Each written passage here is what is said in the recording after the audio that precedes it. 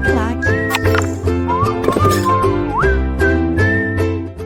Olá, meus amigos! Vamos continuar a nossa querida aula, né? Temos essa paradinha aí pro café, tomar uma água, isso é importante, né? Pra gente quebrar a fadiga, né? Quando a gente volta do zero, né? E vou bater uma real pra vocês, cara. Eu, assim, pessoal, né? Eu peguei Covid 2 vezes, cara. E, assim, eu era acostumado, cara, a gravar aula aí de 1h30, 2 horas, 2h10, diretão, com pique, com energia.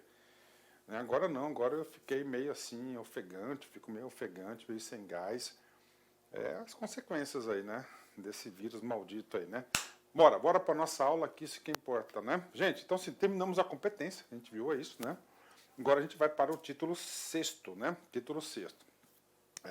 O título sexto ele fala assim, dos impedimentos, tá? E da suspensão, né? Suspeito, o que é isso? Impedimento e suspensão em relação a quem? A quem decide. Ó, quem decide. E quem que decide? É aquele que tem competência. Ou seja, nós vimos o seguinte, né? Quem decide é aquele que tem competência, está no cargo, está na atribuição dele, a responsabilidade dele é irrenunciável, tá? O cara que vai decidir, né? Nós temos duas, tá? Exceções na qual ele pode renunciar à sua competência. É quando ele está impedido ou quando ele é considerado suspeito, né? São coisas diferentes, né? Coisas diferentes, né? Aquele impedimento, ele é impedido, não pode. Tá? Aqui, ele pode decidir, ele não é impedido.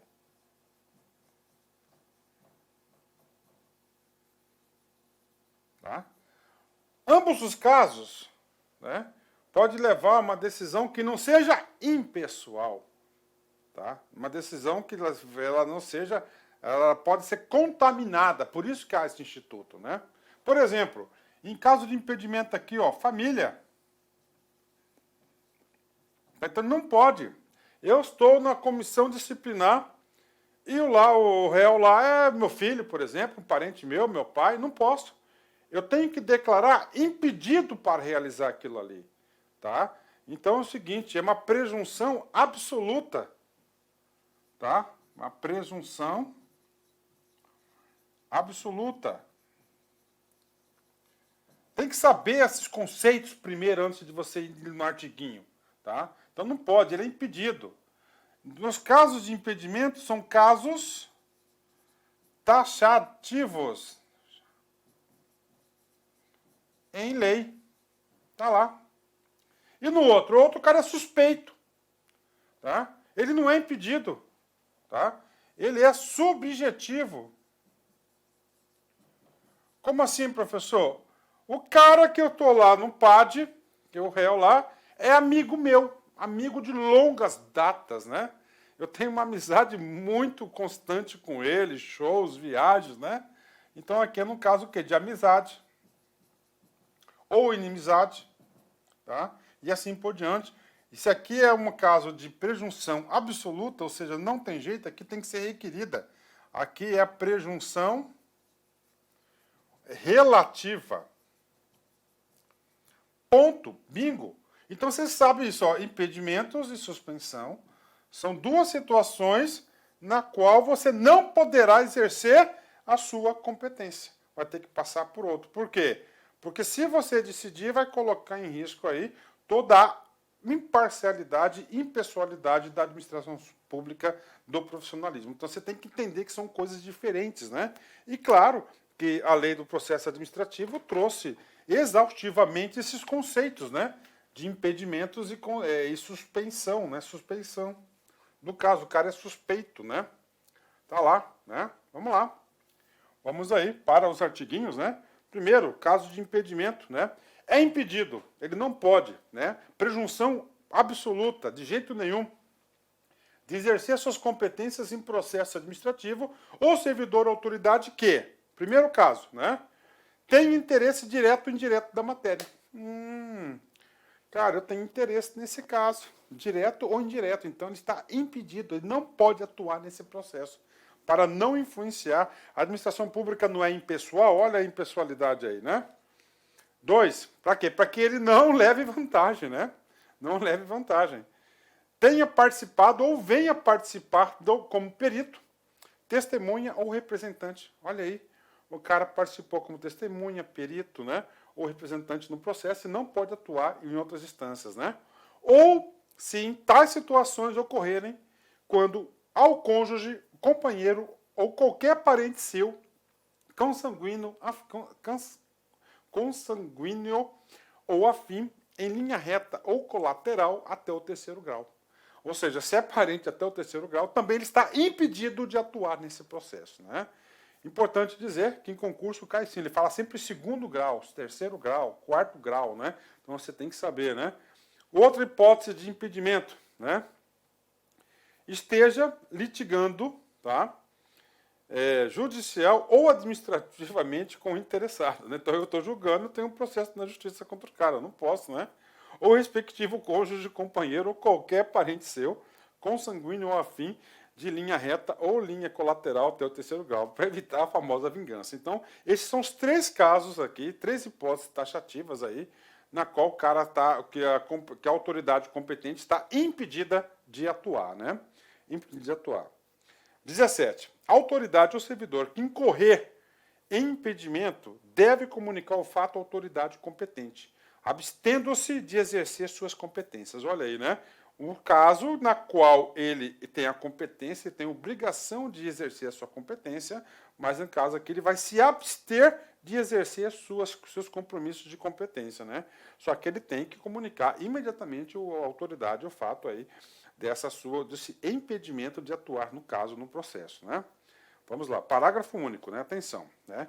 Agora é o seguinte, ele está impedido, mas ele ficou quietinho, ninguém vai descobrir, né? O que vai acontecer com ele, né? A omissão do dever de comunicar o impedimento constitui falta grave para os efeitos disciplinares, né? Então lá no estatuto tem o nível das faltas, né? Grave, gravíssimo, principalmente o militar, né?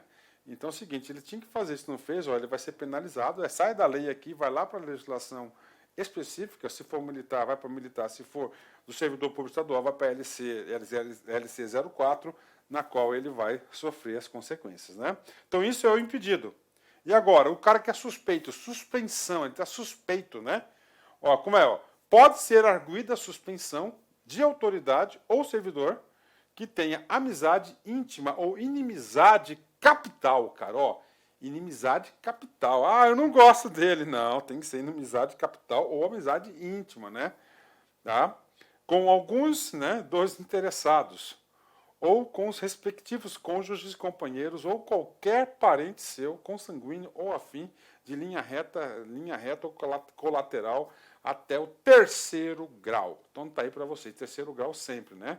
Então não é qualquer amizade, tá? E não é qualquer inimizade, tem que ser mortal, capital, íntima, né?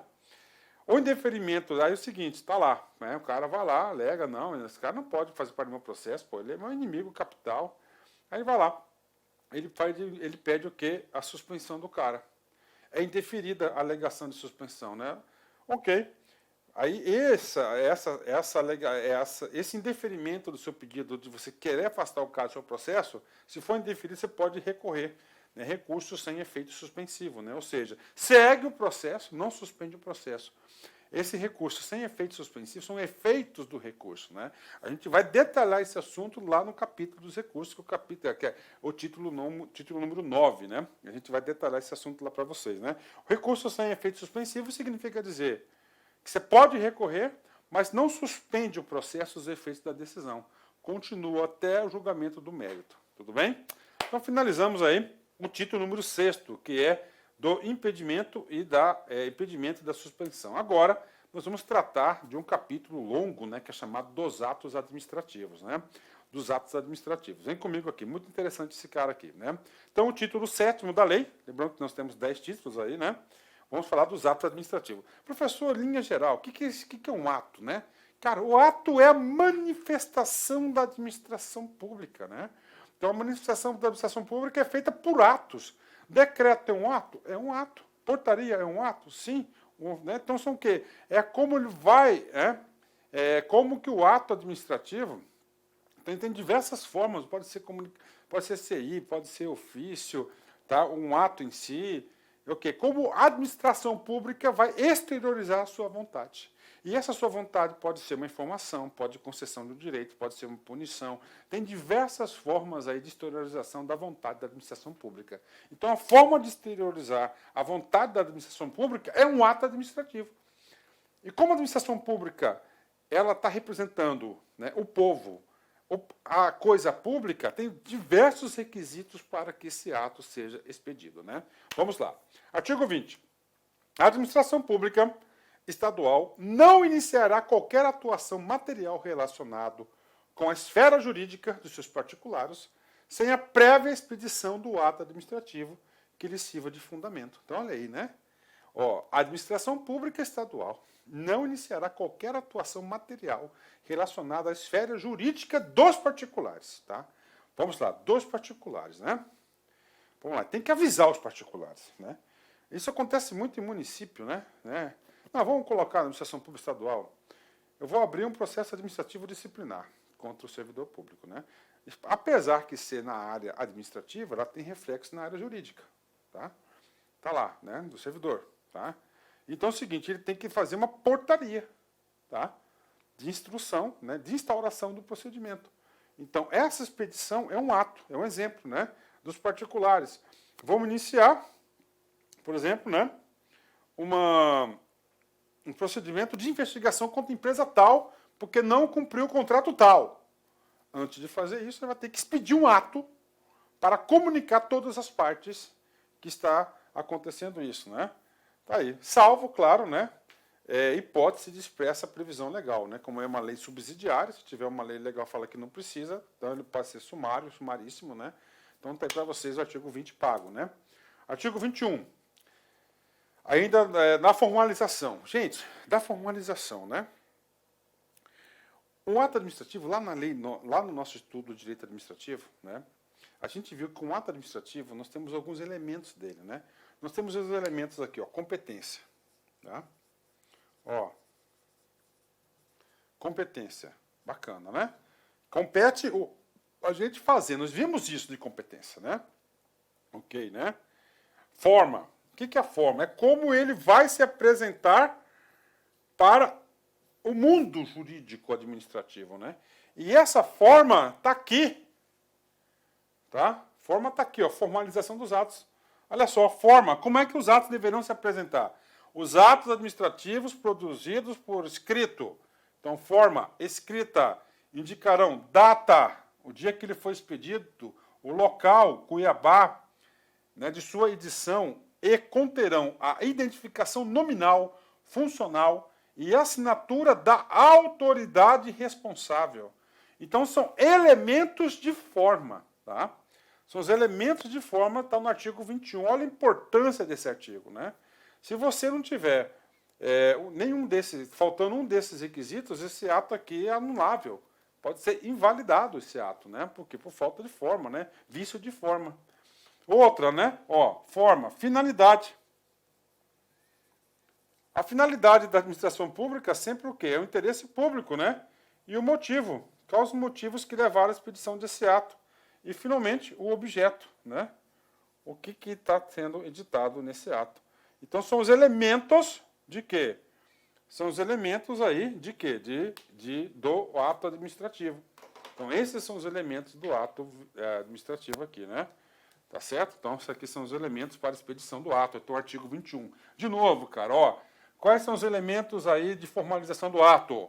Primeiro, escrito, formal, data, local, e a identificação nominal, né, e funcional, assinatura da autoridade responsável pela edição desse ato.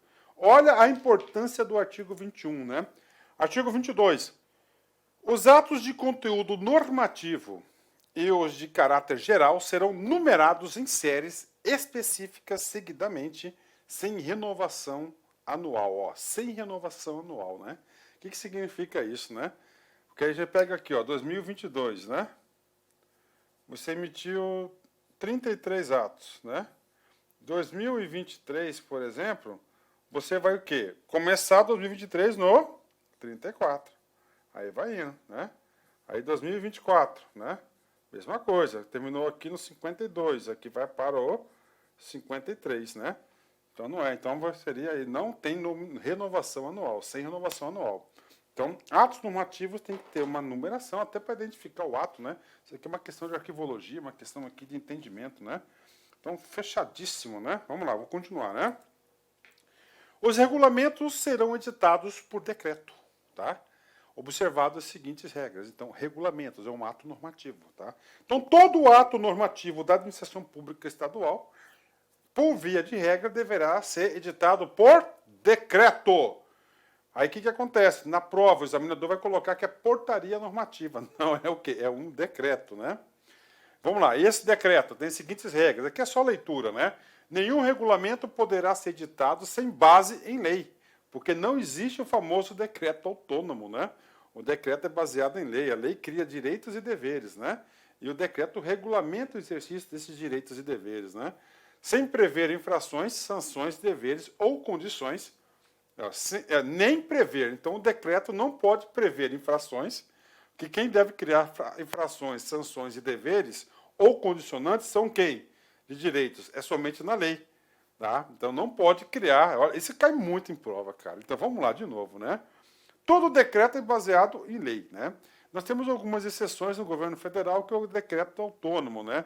Que é uma exceção dada pela própria Constituição Federal, mas não é o caso a gente estudar isso, né? Via de regra, todo decreto ela serve para quê? Para regulamentar uma lei. E na regulamentação da lei não pode criar dispositivos novos, né? Não pode nem prever infrações ou sanções, isso aí é tudo lei, né? Fechou, né? Os decretos serão referendados pelos secretários de Estado, em cuja área de atuação deve incidir, ou pelo procurador-geral, quando for o caso, né? Então, o decreto ele sempre é assinado pelo GOV, tá? Pelo GOV e o secretário da pasta, e se for o caso, o procurador-geral do Estado, né? Procurador-geral do Estado, PGE. Nenhum decreto regulamentará ou será editado à consideração dos motivos que demonstrem o fundamento legal de sua edição, a finalidade e as medidas adotadas e a extensão dos seus efeitos. As minutas de regulamento serão obrigatoriamente submetidas ao órgão jurídico competente e, posteriormente, à Procuradoria-Geral do Estado, antes da sua apreciação pelo governador do Estado. O que está falando aqui, né? Todos os decretos, né? As minutas de decreto da Segurança Pública passa primeiro pela assessoria jurídica da Segurança Pública, aí da Segurança Pública passa pela Procuradoria-Geral do Estado, que daí que vai para o GOV, né? Para o governador, para a sua apreciação. Então, isso aqui, o que tem que saber aqui? Que todos os atos normativos serão editados por decretos, né? Capítulo 3º. Aqui faz o quê? Da extinção, da retirada dos atos, né, administrativos do mundo jurídico, né? Da revogação, invalidação, convalidação dos atos administrativos. Disposições preliminares, né?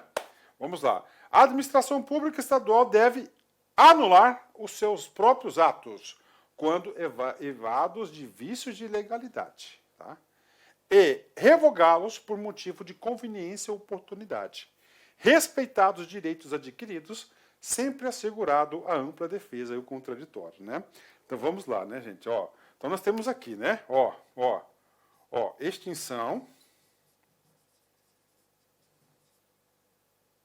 Extinção, né?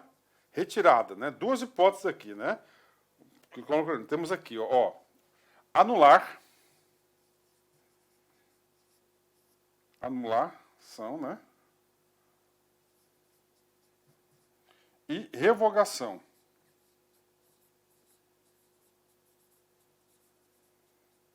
Tá? Anulação é quando há o caso de ilegalidade. Tem que ser retirado. Identificou que o ato é ilegal. Está contrariando uma Constituição estadual, federal, uma lei, interessa. É ilegal. O que acontece? Ele tem que ser retirado. Você vai revogar esse ato? Não, você vai anular esse ato. Né? Agora, a revogação é por conveniência e oportunidade.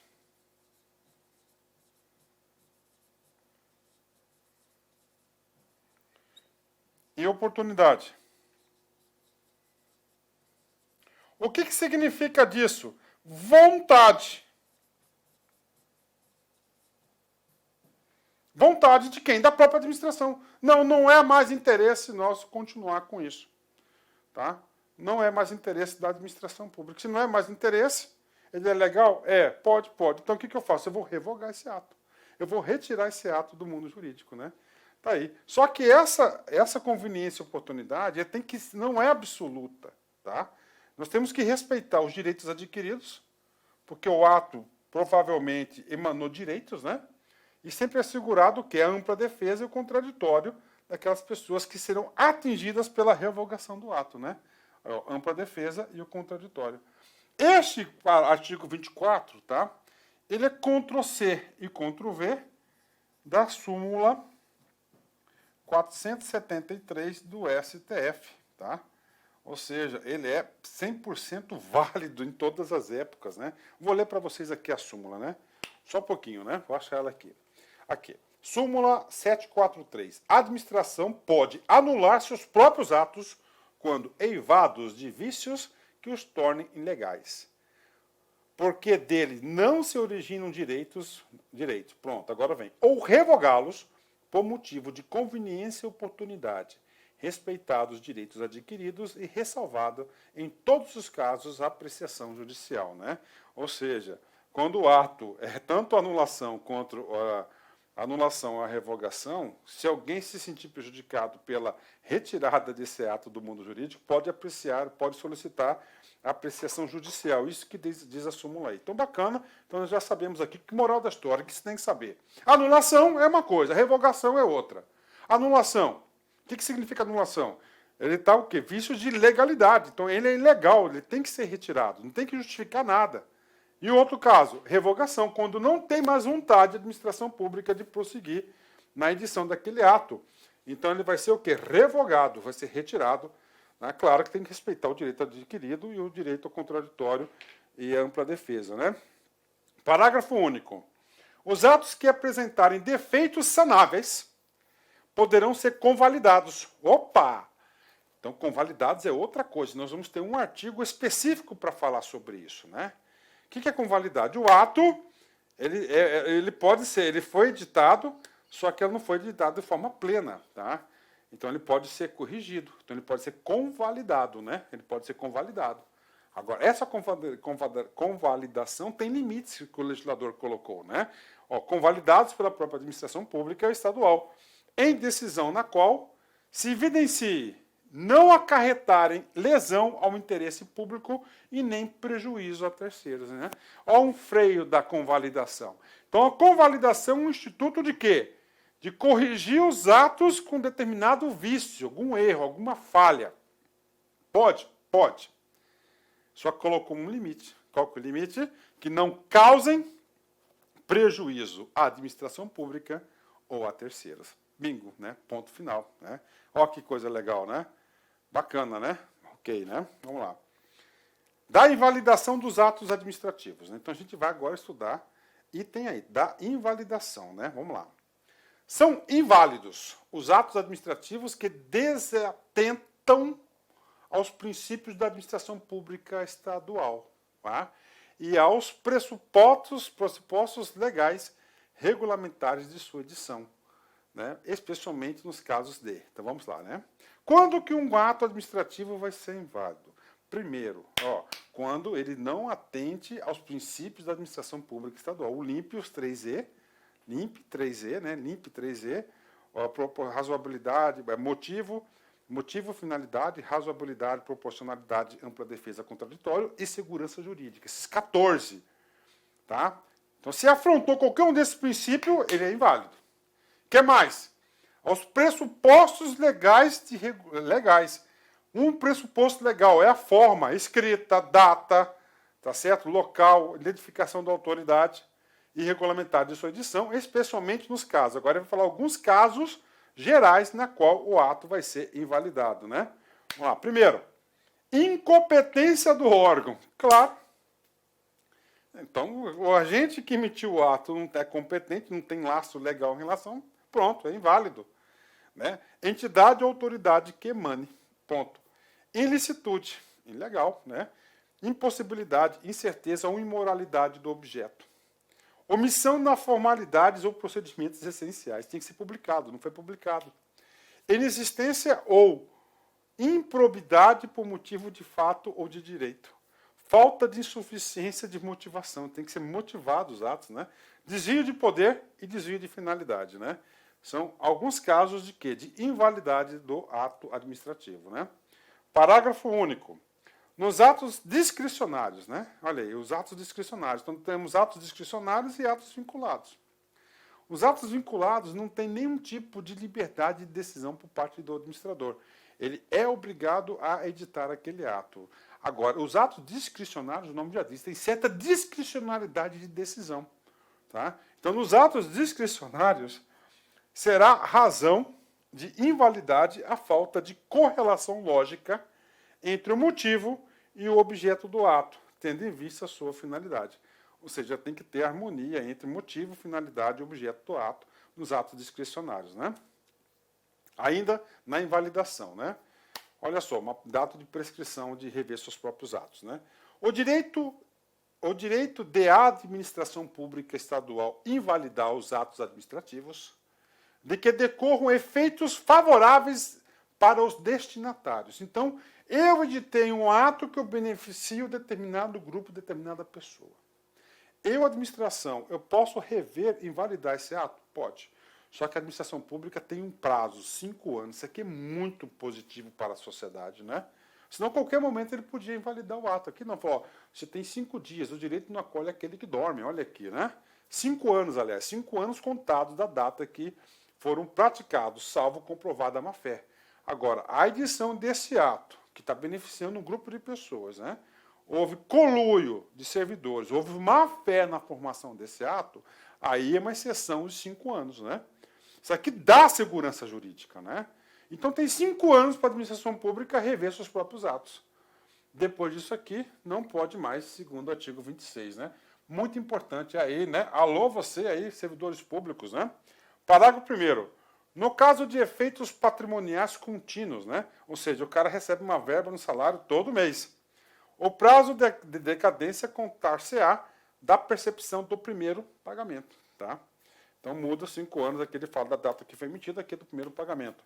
Considera-se exercício de direito de anular qualquer medida da autoridade administrativa que importe impugnação do válido do ato, né? Ok, né? Fechou, né? Vai lá. 27. A administração pública estadual poderá convalidar seus atos inválidos, quando a invalidade decorrer de vício de competência ou de ordem formal, desde que. O que é convalidação? Já expliquei. O ato tem um vício. A administração pública vai lá e corrige. Bacana, né? Lá atrás a gente viu uma regra geral em relação a isso. O que a gente viu, né? A gente viu o seguinte, tá? Que ele pode convalidar, mas não pode gerar o quê? Gerar prejuízo para a administração pública ou para terceiros. Bacana. Aqui está sendo mais restritivo. Você pode invalidar quando tem vício de competência ou vício de formalidade. Tá? Competência, por exemplo, era A que devia editar aquele ato, mas não foi A, foi B. O que acontece? O A vai lá e edita, pronto, resolveu. Tá? Vício de formalidade, tinha que ter lá, tem que ser por escrito, não foi não tinha que colocar lá a assinatura, não assinou. Uma formalidade, assinou, pronto, corrigiu, convalidou o ato, né? Agora coloca requisitos para essa convalidação. Além disso, 2. Na hipótese de vício de competência, a convalidação seja feita pela autoridade titulada para a prática do ato e não se trate de competência indelegável, tá? Então é o seguinte, o cara que era para editar aquele ato, então, ele vai lá e edita o ato, pronto, validou o ato. 2. Na hipótese de vício formal, este possa ser suprimido por modo eficaz, ou seja, ele vai refazer o ato com todos os requisitos formais exigidos por lei. Resolveu, né? Está resolvido. Parágrafo único. Não será admitida a convalidação quando dela resultar prejuízo à administração pública estadual ou a terceiros, ou quando se tratar de ato impugnado. Né? Vamos lá. Isso já expliquei. Tá? Não pode convalidar um ato que vai causar prejuízo para a administração pública ou para terceiros. Não pode isso. Né? O que é ou quando se tratar de ato impugnado? É muito simples, né? eu editei um ato revogando um ato. Isso é um ato de impugnação. Então, esse ato não pode ser objeto de convalidação. Por quê? Se ele fosse objeto de convalidação, o que vai acontecer? Seria muita insegurança jurídica no meio administrativo, né? Da publicidade dos atos. Um dos requisitos da publicidade dos atos é o quê? Que ele seja sempre o quê? Publicado, público, que a sociedade tenha conhecimento desse ato, né? Os atos administrativos, inclusive os de caráter geral, entrarão em vigor, tá? Na data da sua publicação. Bacana. Então, regra geral, quando que ele passa a valer? Na data de sua publicação. Tem exceção? Tem. Salvo disposição expressa em contrário.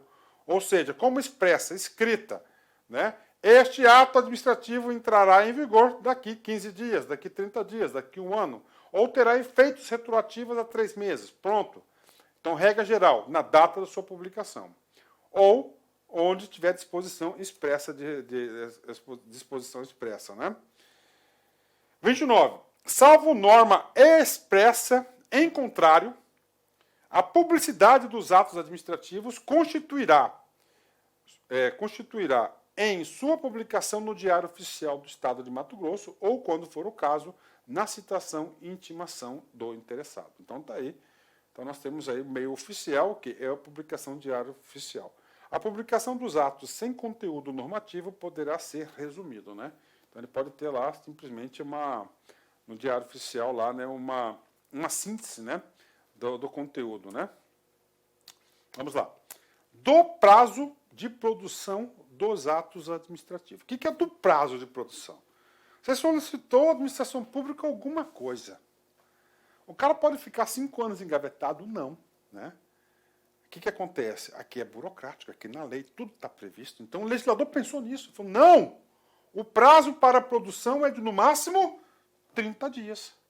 Será de 30 dias, se outra ou não for a determinação legal, o prazo máximo para a prática dos atos administrativos, isolados, que não exijam procedimentos especiais para sua prolação ou para sua adoção pela autoridade pública de outras providências necessárias à aplicação da lei, ato normativo e decisão administrativa, né? Está lá primeiro. O prazo fluirá a partir do momento em que, à vista das circunstâncias, tornar-se logicamente possível a produção do ato ou a adoção da medida. Bacana, né? Os prazos previstos neste artigo poderão ser, caso a caso, prorrogados uma vez, por igual período, pela autoridade competente, à vista de representação fundamentada do agente responsável do cumprimento. Ou seja, ele pode ter aí uma prorrogação, mais uma prorrogação. Bacana?